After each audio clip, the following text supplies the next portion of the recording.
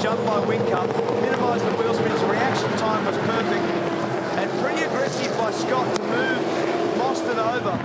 Mostert actually gave him room to race right up on the exit curve there as Fabian Coulthard as they jockey positions down to turn 5. I thought Mostert may have been able to squeeze down the inside there in turn 1. Great reaction from Whincup. But the minute he popped the clutch, he had traction, he was gone. By the time he pulled second gear, he had fresh air and could put the car wherever he wanted to. That was a great start. Congestion at the back of the pack. Lee Holdsworth has gone straight through. On 3 abreast. And all the team cars. So Cam Waters has served Mark Winterbottom into the back, and that's Lee Holdsworth now into Frosty's car. But that was very, very clumsy by the ProDrive lads. So they all run into each other. Courtney with big damage. Motor 1 HSV Boost Commodore.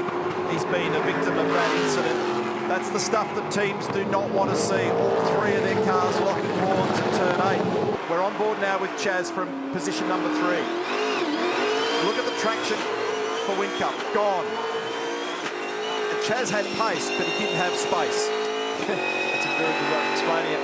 Plus, he's a little bit conservative. He knew that it wouldn't do him very much good to make contact now. Now, watch this. Cam Waters down the inside of Winterbottom. Winterbottom into Chaz Mostert. All 3 cars get involved, and 2 of them parked up. And Lee had nowhere to go. Lee Holdsworth, that is. Neither did James Courtney. So they were victims of what had happened there. You called it 3 wide. It doesn't work down there at the hairpin. It was awkward. Waters was down the inside. Winterbottom was in the middle. Chaz Mostert, bang. Here he is in replay. Nowhere to go. Turned around. That's about as bad as it gets for a team. And then to make matters worse, nose-to-tail contact. Problem now for David Russell in Cam Waters' car. Oh, first safety car this will be. So something strange going, because it doesn't appear to be turning left. Okay, you know, he managed to wriggle it out. But what's making it turn right? What's making it turn right? So oh, that'll be it. Yeah. Oh, so it must have broken steering arm. Yep. So it's got a mind of its own, unfortunately, the Monster Energy Ford Falcon, and what a shame, because Cameron Waters qualified 6th in this race, and it's got big damage. David Russell is trying to get it back into the lane, cursing himself in the wheel, and that is a sad sight. They'll have to bring that car back into the garage. It's probably repairable, but it's going to put him a long way behind the plate. So do we get an understanding of what's happened here?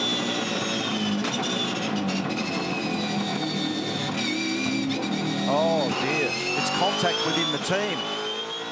So that's Chaz Mostert. Oh dear, so that's the reason why it ended up in the wall. So Mostert's made contact down the left-hand side at Forest Elbow. Both cars from Tickford Racing, David Russell on the outside, and then when he's got down here, he's still going very quickly and can't steer it. That's the reason why it plunged off the road down into the chase. Cam Waters trying to grab your mate. I know you're not happy. Nothing this early in the race worse than seeing your car in the garage with broken front steering. You've just watched the vision, mate. What's your read on what happened? Oh, D-Russ just got out there and I don't know what Chaz is doing, just tried to pass him and put him in the fence. So pretty dumb. 30 laps into the race, 2 years in a row, he got taken out by Chaz. Nothing much more to say, I don't think. No, so very unhappy Cam Waters. David Patterson, engineer in the background there, and David Russell shaking his head in disgust. And then what they've been able to save as a consequence. Now, what's actually happening a little bit, which is good for Mostert, he'll be getting the toe, the same thing as what McLaughlin's doing to Whincup. Mostert will be able to come out of the throttle. I wish we could see the throttle trace on this car. We don't have a lot of money that he's only half or three-quarter throttle there now. The wiper dancing on that. He thought about it. Oh, man, he's had a big lock-up, and they have touched both. The Tickford cars have come together at the end of Conrod. A disaster. An absolute disaster for Mostert. And Waters might get away with it, but this guy is over and out. Over and out for Mostert. You can almost see that coming. Oh, my God. Both of them out. They're both buried in the sand. I do not believe it. Tim Edwards, Rod Nash, and the respective crews will be ropeable. Van Gisbergen's in, he knows. So this is pivotal. Can you believe that? Look at the look on James Moffat's face. Adam De Bore. Oh my God. And that's his car, knee-deep in sand at the chase, out of business. That's unbelievable. There's been some history there as well. Those cars have got together before. No, mate, they're going to pull you out there, mate. I'll pull you out. So I saw Gizzy come in for fuel. And, man, can you believe that? I actually felt mostly sorry for Cam Waters there. That was, if you're going to apportion blame, there was a fair bit of Mostyn in that one. Yeah, once the brake locked and he was shifting the car around, there was no... So, see, when he started to move it, the right front's clamped, and then it gets over, because of the camber on the left front, it interlocks wheels here. Watch this, and it climbs up over the right front of the Monster Energy car. And that's it, all over. Yeah, you've got to feel for Cam Waters and Chaz Mostert. Look at the damage. It's plucked the right-hand rear out of that car. Yeah. Chaz Mostert is going to rue that move. And it'll be hard to wander into their garage. Well, and what we were saying before that was that he was getting the benefit of the tow and being able to save fuel. So I was interested in even in the methodology of why you'd pass at that point, given they were both so tight on fuel. Pretty tight between the teammates on the run down to turn 2. Waters has a dive down the inside, and they give each other space. This is going to be lively when they get to the braking area at the end of the back straight. Van Gisbergen has now come into the pit lane meantime. Oh, nothing in it under brakes as they get down here to turn 5. So Mostert up on the outside, and they both end up making contact and running wide at 5. That is precisely not what they wanted at Tickford. That was silly. Clear to go, clear to go. It was absolutely silly. And he's got a problem now, Mostert. Was it last year or the year before? There was actually some contact that involved the teammates. Right front gone. That's silly. He's having a little look. That's the dirty sides on the wheel lock there for Davison. He makes a little blue. He runs a little bit wide at 4. He has to cover at 5. Here's the crisscross. This is now the crisscross. Now Cam Waters is going to fill the hole. Oh, that's exactly what happens. They make contact. Not the first time either between Cam Waters and Chaz Mostert, but now the colours have changed. So we saw an image there a moment ago of Team AFL Monday. That's been Will Davison on the So these 3 were teammates last year, and there's been friction between Waters and Mostert. Waters is closing at a huge rate of knots, and here's his viewpoint. And he makes contact at turn 4. Chaz has to grab the brake as well, jumps it to the right, blocks off that gap, picks up the rhythm once again. Meantime, Will Davison bolts down the road, and he's got a little bit of a breather and fills into the game here. They're all cheering in the garage. It's on. Taylor Bing, it's a drive track by comparison to yesterday. It's a Shell v Power Racing drag race to turn 1, and they are absolutely locked together on the run to 1. It's a big, long run too, so plenty of chances to decide where you want to place the car. David Reynolds pops out of nowhere looking for space. And side by side, Davison and De Pasquale, one of them is going to have to yield. There was a tiny little touch-up, and Anton ends up climbing into the lead. Slade's got his nose in here as well. That was a beautiful piece of driving by the 2 Shell V-Power guys. They got around there really nicely. There was the slightest little touch. And you see Andre Heimgartner now trying to position himself down the inside of Slade. Slade's in the Mulga. And is gone. It was Mostert and Waters that made contact as a result of Slade. So Slade ended up in the dirt, and Mostert and Waters have got together again. It's a secondary impact. The whole right rear corner of that car is now completely flying apart. So for Waters, it'll be back into the lane. Macaulay Jones as well, and they're not going to turn that car around in a hurry. So we were talking about that left-hand front hanging out of Mostert's car also. So we were talking pre-race about the history with those 2 guys. It didn't really come from a straight-up battle with them. It come from the circumstances around Heimgartner and Slade. Heimgartner now putting pressure on. He's actually got a good run here too. Let's have a look at the replay of what happened here back at the start. So Slade runs wide as a result of Heimgartner down the inside. As Mostert jumps to the left, he tags Waters, who rotates off into the other side of the universe. Aggression from Heimgartner. Oh, have a look at that contact and the force. Have a look at how much damage it did to the right rear. So the...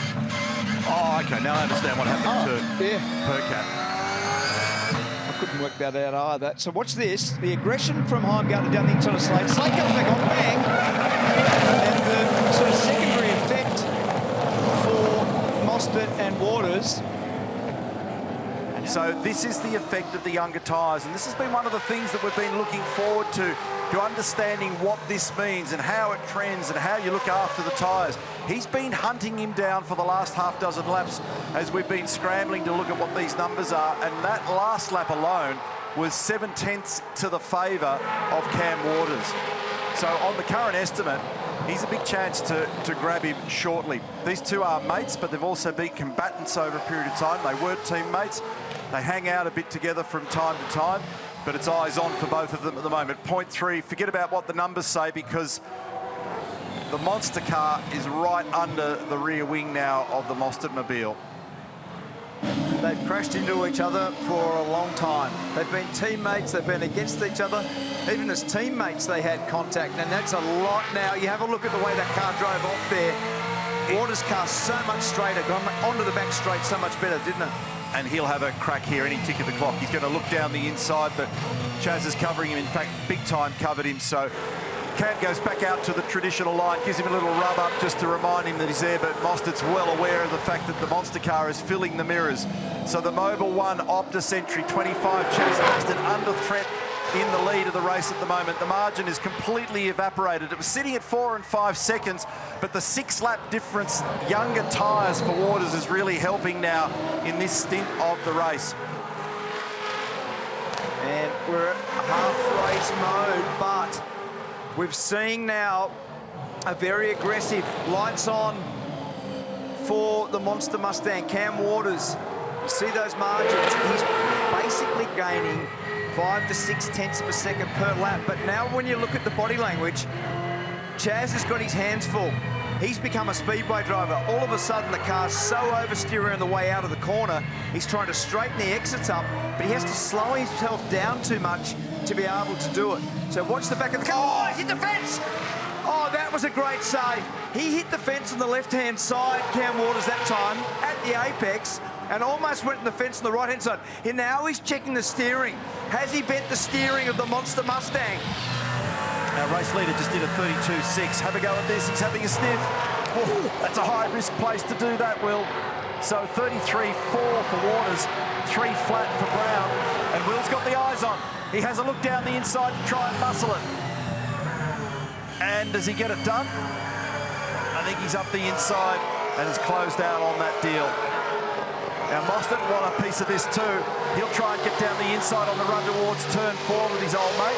So he makes it almost 3 wide down here, and what a moment as they run 3 wide through 4. It's a block of supercar action, and Mostert pops out the other side. How is that for an unbelievable switch around? That was a really, really well-executed manoeuvre. And Waters now to fire down the inside of his fellow Mustang driver. Now, this is really costing Waters, because as all this battles, he's got the 5 seconds to come off. But he's done a good job. He's fought hard. Van Gisbergen could well end up being a huge beneficiary out of this, because he's now up on the outside of Brown, who's all tangled up there with Waters. And is there enough space on the outside there for Shane? Does Mostert make it 2 for 2, or Waters know his first win of the season? The Supercar Express departs now. And it's a nice jump by Cam Waters. Grabs a gear and holds the margin in towards turn 1, but trying to close down on him is Mostert. They've jumped away. Randall has moved up nicely into 3rd position. A good clean start at the front of the pack, and Waters has got control over the top of the hill. Brilliant start by Cam Waters. Walked it off the line superbly and was able to capitalise on pole position, as you would expect. However, it's not over based on Chaz Mostert being able to possibly fire out the inside. inside at 6, but it's not quite close enough. Well done to hold him off.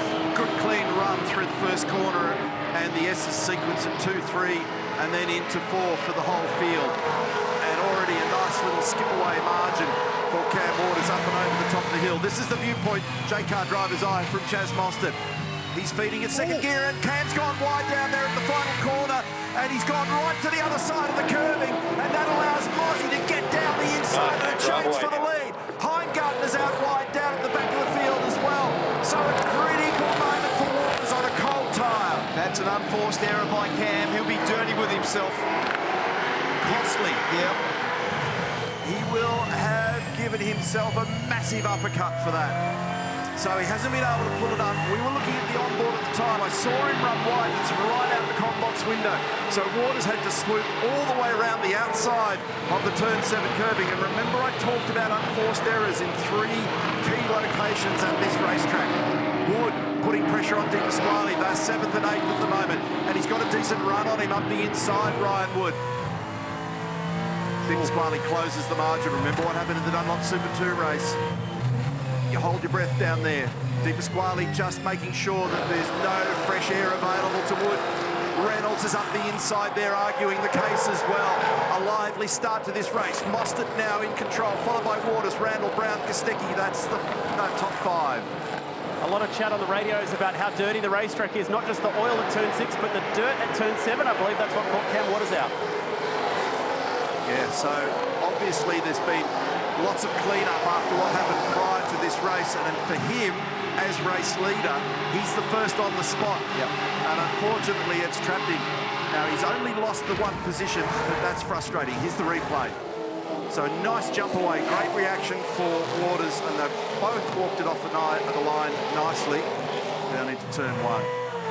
Viewpoint from Waters' car. A little bogged down for Chaz, wasn't it?